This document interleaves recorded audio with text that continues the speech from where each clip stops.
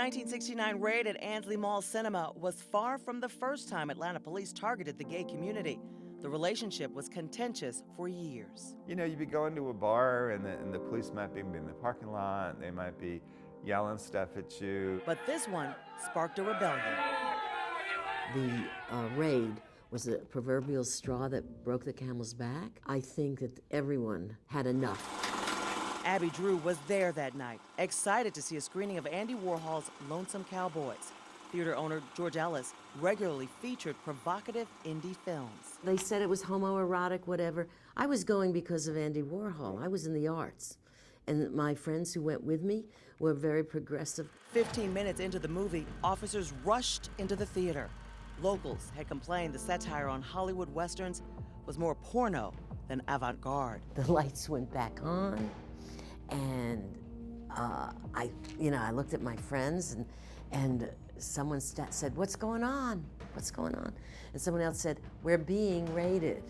I'd never been in a raid in my life. Officers went row by row, ordering patrons to lean up against the walls, where they were searched and asked to hand over their IDs. Several people were arrested, including Ellis and his film projectionist. And they were charging them with everything from indecency, and I remember the word indecency, and drugs and whatever. In the months following, activists and community members mobilized to form the Gay Liberation Front. People were meeting. A call for change in this country had been brewing. Begin to have the courage to just be who they were. New York was still reeling from the Stonewall riots that June. Days of violence and demonstration lit up the city after police raided the popular gay bar. We thought we were making a revolution, and we were.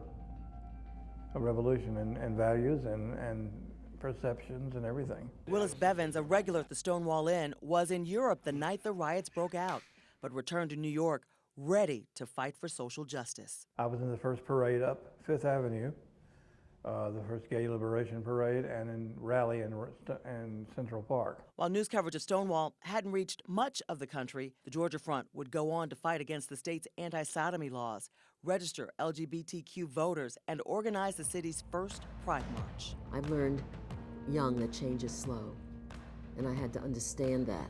And when I was younger, I had to learn to be more patient. The start of the movement was underway. There's been progress. I mean, I never dreamed of half the things I would see.